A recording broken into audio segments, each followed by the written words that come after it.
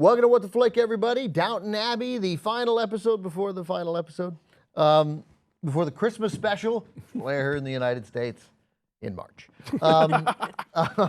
So this episode was only 68 minutes long, but it felt like 120 minutes. And it's not, I don't mean that to be a criticism. It just, I kept thinking, stuff. I was like, oh, well, it's over now. Yeah, like, was. There's the dramatic stare, pull back. Oh, no, we're back in the restaurant. Nope, We're 4.5 having a hours conversation. Yeah. A lot of stuff packed into this episode. But moved the story along significantly, and we're just I did look it up, we're one 93-minute episode away from wrapping it up. Next week is 93 minutes. So wow. Now we missed last week, so we have 2 weeks of a lot of stuff going down. Can we start with ISIS, because I'm not over that. Oh yeah, Really? well. ISIL. ISIL. Yeah, apparently there were rumors, or maybe he said it, that ISIS was killed off because of the other ISIS, but that broke my heart. Oh, really? You think that's why they I killed thought him? it was That just was the thing that was floating around. No, I Who think knows it's the because fact that ISIS was 15 or something, right? I mean, I come assume on. that we'll get a new. Puppy, please. Right. I think we Yes. need a Downton. We need a Yeah. Downton puppy. I can't. I'm For the still opening not credits, okay if with nothing it. else, you know. I can't believe that. Famous dog butt. So is Tom leaving? Because now it really seems like he's going to leave. Yeah. And he's probably leaving because he's an actor. Yeah. Yeah. Right. The same reasons that Everybody else leaves. Yeah. Right. Yeah, I haven't even looked it up And they because I'm can't- afraid to find out. Yeah, I looked it up a little, but what I looked up was unrevealing, actually. Really? So, Oh. but I presume that he's going to leave because, again, he was in. We were just talking about Imitation Game. Yeah. Right. And he's a good actor. He'll work. And they can't kill him. No. No, No more killing people off. Poor Sibby. Oh, Right. Sibby. Because you think maybe he won't leave because Sibby just kept asking, Why? Why? But why, Daddy? So a lot of Denka. Is that her name? Denker. Denker, yeah. A lot of Denker. I didn't even understand what her scam was. I think that she brings vulnerable young men into the bar to gamble. And They lose when their money. Yeah, they lose their money. She She gets gets free free drinks. So the scam is that they'll lose their money, but obviously if you don't lose your money, it's not a scam. Right. Right. Well, it's just to bring a rube, who could be Yeah. easily taken at the, All right, so I guess- chemin de fer table or whatever it is. they've Whereas got there. Thomas, sophisticated Thomas. Yes. I mean, a whole movie, watching with my wife, I just kept begging. I was like, come on, be at least a little gay. Yeah. That guy. Yeah. Oh, Like, yeah. Come on. Yeah. Come on. I know, I It'll want be him to- fine. Just hang out with Thomas. It'll be great. He'll be happy. He'll stop being such a dick. You know? He won't stop being such a dick. I don't know. It's his DNA, the dick. Yeah, although again, he did seem a little like his, the scare with the nonsense, Right. crazy glue, anti-gay drug, Oh my God. or whatever it was. But I love the stuff with Mr. and Ms. Lord and Lady Shrimpy, and yeah, and Get down, and you cat. and And- you get down, you cat. Yeah. And Lord and Lady Orthodox. It was an interesting mix. Yes. Yeah, that was great stuff.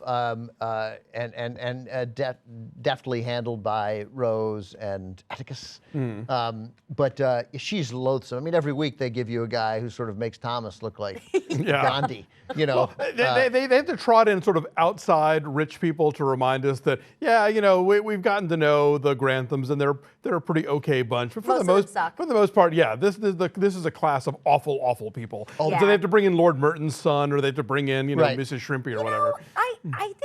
I think of that time period and this particular class of people as being a little more polite about things, but everyone's so nasty. Like there was no holding back. She's like, yeah, I thought you people were nomads. What? Yeah. What, like in polite society back then? Like, would you do that? Well, yeah. First of all, no question, you would Huh. do it to Jews. Oh yeah. In just the same way that great moment when the lady comes up at the party and says, you're holding up so well, considering. You've forgotten my father was Jewish. Oh. Look. Yeah.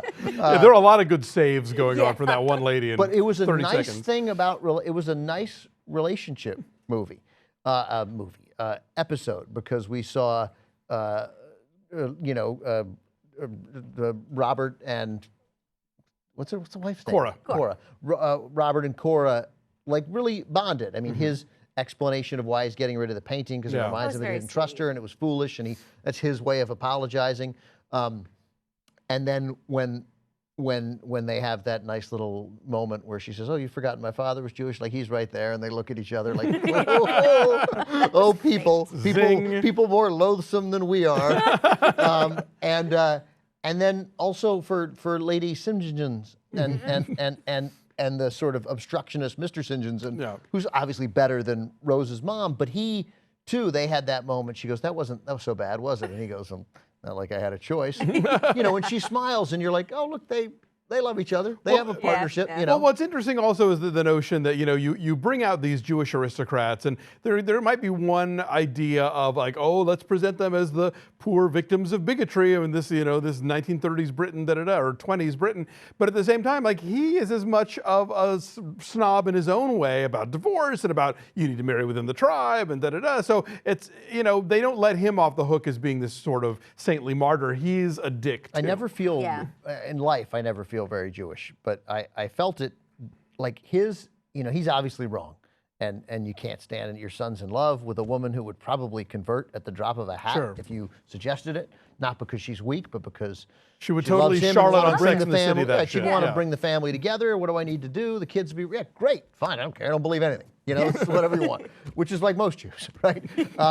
But when he's explaining like how hard it was for them and why it's important that we've done so much to lead this community, put ourselves in a position of leadership, and now you're going to throw it away. I was like, I got that part. Like, I understand. He's wrong, and you're going to lose. You can't ever win that with your kids.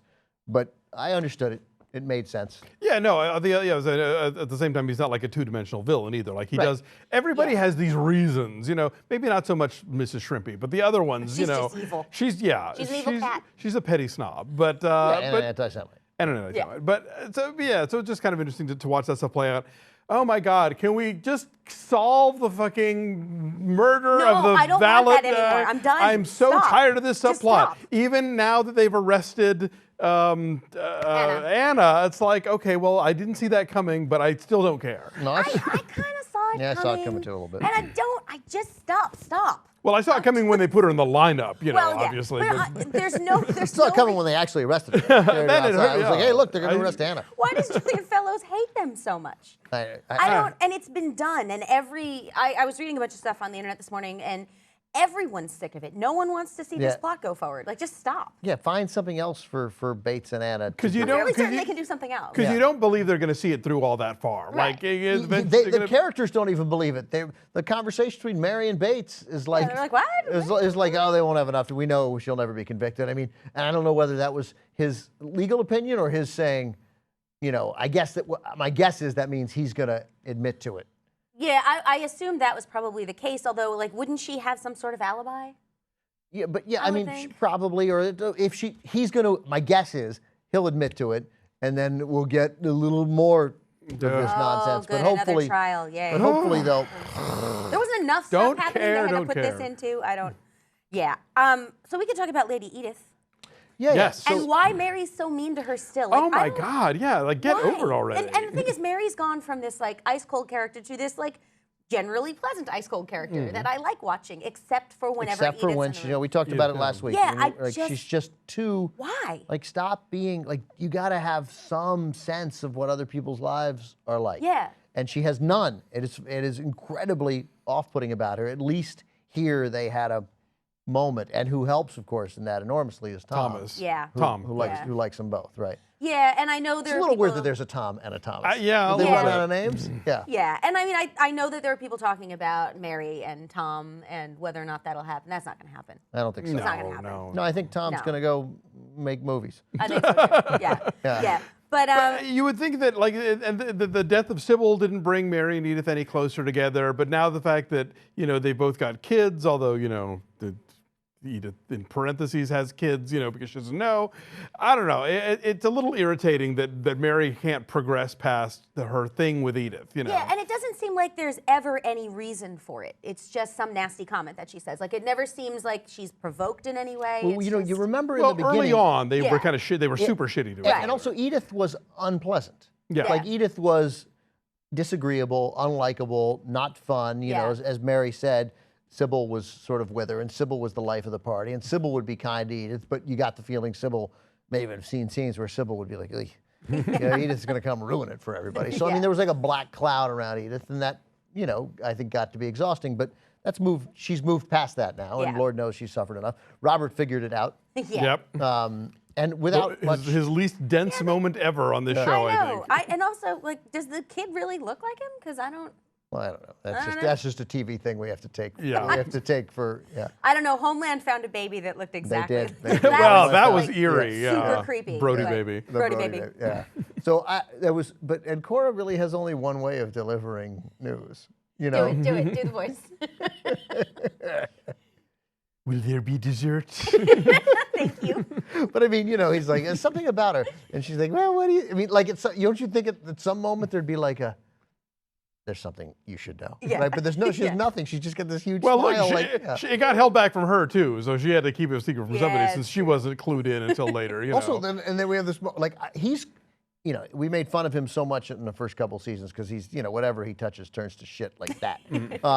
And he's so dense, doesn't figure anything out. But he's starting to figure stuff out. He figured out a Mrs. Patmore solution. Yes, right? That was nice. That was He figured very out nice. that that's his granddaughter. And then he says, do you think you could love your granddaughter? And he said, well, contrary to popular opinion or whatever, I believe it's possible. And then donk. And we're all like, yay. And we're like, yay? What a huge sacrifice. You're gonna love your granddaughter, who you were eager to punish for something that had nothing to do with it. But that said, I really like him now. Yeah, I liked him on the floor with the other with Sibby. Yes, he's like, that what would was my sweet. father think of me? Right. That you like your granddaughter. Right, exactly. Shock. I like Rebel Daisy. This is an exciting turn. Yep. Rebel Daisy. There were a lot of characters in this show that I initially started out disliking immensely, and now love. I couldn't stand Daisy when she first came on, and now I love her. And All right. So let's make a prediction before we go, Yeah. since we have a 90-minute finale, and who knows whether it's this year. Will the Carson Hughes, will that ever happen? Or will that just be the thing that they talk around for the duration of the... It has to happen. Yeah. I'm sorry, I didn't mean to be a girl there for a second, but it has to. Yeah. I'm sorry. If not in the finale, then soon I think and for the rest of our lives. I think yes, it has to happen. And do we think that Mosley and of course. Baxter? That She's was practically, for 1924 Britain, she's throwing herself at it. She totally- I want to go to the museums. I'll tag along. I love her. Yeah. And then Violet, is she gonna hook up with Prince Karagan? Yeah. Because whoa, That would be Yeah. hot. I don't know that I want to see it, but Well, good for them. but no, I I'd think watch that Maggie Smith do anything. They are Yeah. attractive. They are attractive seniors, both That's of true. them. I That's think true. that would be a nice comment. And I certainly hope that that Mrs. Crawley still goes through with the marriage to Lord Merton. And last week we did have the nice moment of the admission from Violet of what her real, yes! what the real issue is. That was so great. Oh Yeah, my that was so God. nice. Yeah. And again, Mary being kind of a twit about it, but I Yeah. love how Violet just laid it out like, here's the deal. Here's the and, deal, and that right. was very She's my sweet. friend. And it was that's the kind of because we always think of Violet as sort of the quip machine on this show, but it's nice that she gets to sort of be vulnerable occasionally and sort of admit like, look, I know I go around bossing everybody, but I get lonely, and I was less lonely hanging out with her, and now I'm going to lose her. Oh, that's why she needs Prince Karagan. Totally. Well, for other things too. Yes. Other things too. All right. Settle down. All right, guys. Back next week for the 93-minute season finale. They have greenlit. Obviously, they're going to be a season 6, is it? Yeah.